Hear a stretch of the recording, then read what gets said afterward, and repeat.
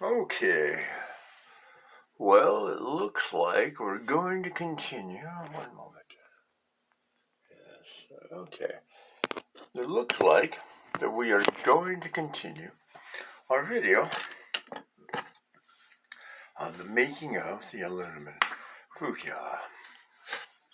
We got kind of interrupted last time, so we cut it short. But now, we'll go on here. I have found that the length I like the most is 4 3/4 of an inch, which would come out to, well, okay, we'll do it on the other side, other than that'd be backwards, would come out to almost exactly 12 millimeters. 12 centimeters, I'm sorry. You know, here in the United States, we don't use that metric system too well. Alright, as I had said before, this is what we start off with to make our cone dart.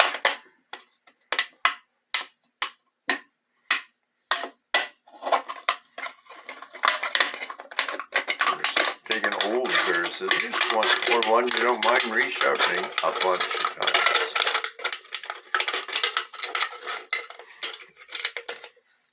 Put off the top.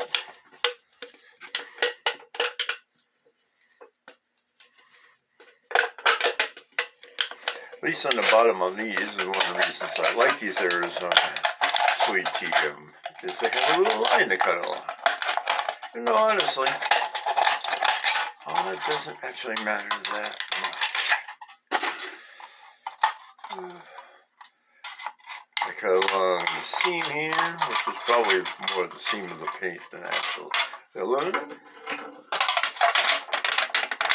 What does matter is raggedy edges that will mess up your forming of the dart. So we'll try to get that straight and smooth as possible. Leave it there. That little raggedy edge there will cause us problems as we are forming it. Okay, now we see. We have it fairly, not even a complete rectangle. Really doesn't need to be. My little form here. This is actually made out of a tree limb. You could do from a dowel, of course, to make it a little easier. Or even a broomstick. In fact, that's what I read that on the old geezer things. That's what he used when he did the film darts, because this is exactly the same process as that. I have made a little slit in here that is semi-helpful for the process.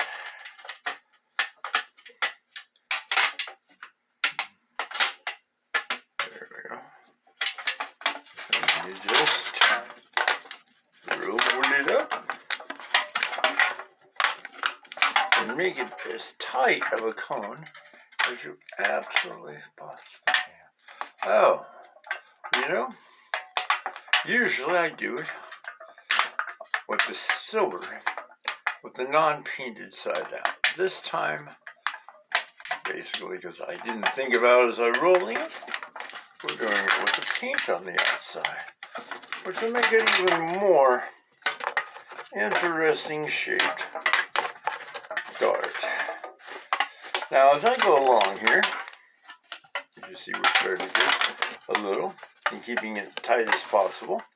Go along here, I am put a little stream of my industrial strength super glue every, I don't know, a couple inches, not a couple inches, every 4 or 5 or so inches. And then we just keep rolling and rolling and rolling.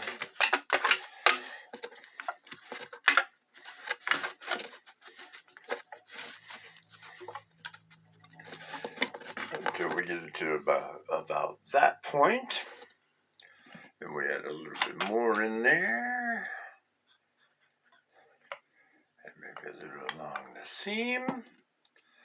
And some on the back. So then we can finish the rolling. And then we hold it down. And you have to hold that in place at least 15 seconds. And this is me tightening up the roll there. This isn't necessarily my best, but it will do for demonstration purposes. Okay. Just going to hold it together. It's not sticky on the outside, which is important, because I like to use the actual blowgun I'm shooting as the guide. Okay, so we stick that in there. And we take our little permanent marker. We mark around it. Okay. Pull that off. Now comes another part. There are many parts of this. To get the tip, we have these little oscillators, sort of shoestrings, these little brass tips. I put those right on the end of a bamboo skewer. Then take a ball peen hammer, hammer it flat.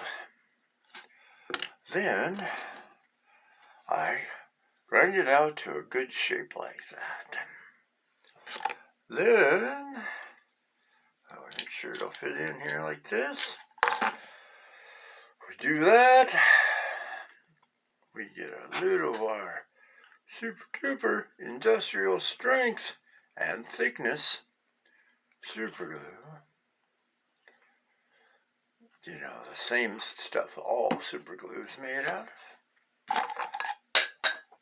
Then, yeah, that was my little guide falling out. We place that in there. We'll let that dry a little longer. But, lo and behold, we have another one already done with the tip in it. See if we got the nice brass tip in there. Then, take the scissors back again. Like I said, this is the scissors you more or less, if you're going to do this a lot, dedicate to this. Reach down here and get our guide. Alright. Open that back up on the inside.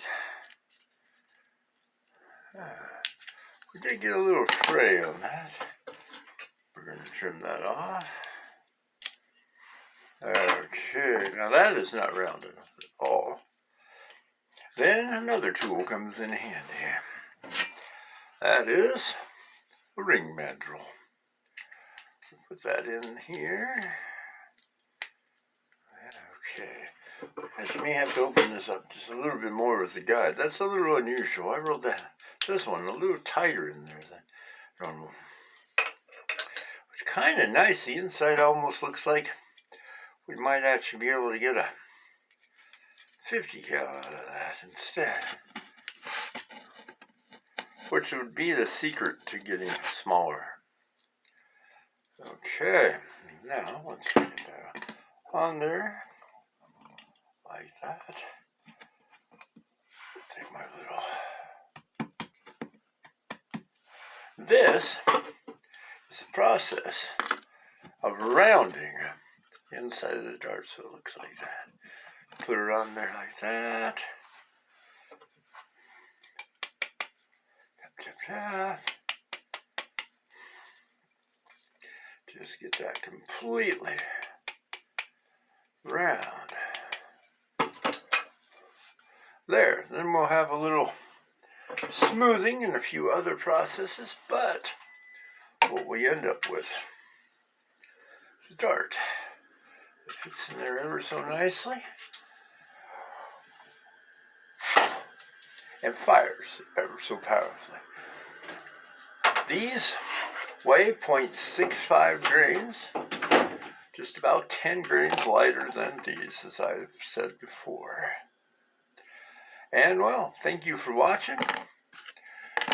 The good old part 2 of this. I'm sorry I didn't complete it all in one part, but we have it done. And soon, there will be another video that's in the works of me using a ballistic pendulum to get the velocities of this 6-foot carbon fiber, the .625, of a 50 caliber 6-foot carbon fiber, and a .39 caliber. I've got the video shot. Right now it's a whole lot of footage of the pendulum swinging. I still have to sit down, do the mathematics, and cut the video so it's a little less than like the hour it took to film it. So, all right. Well, we'll see you all later. Thanks for watching. Like, subscribe, do all that good stuff. Why? So we can watch many more of these wonderful videos.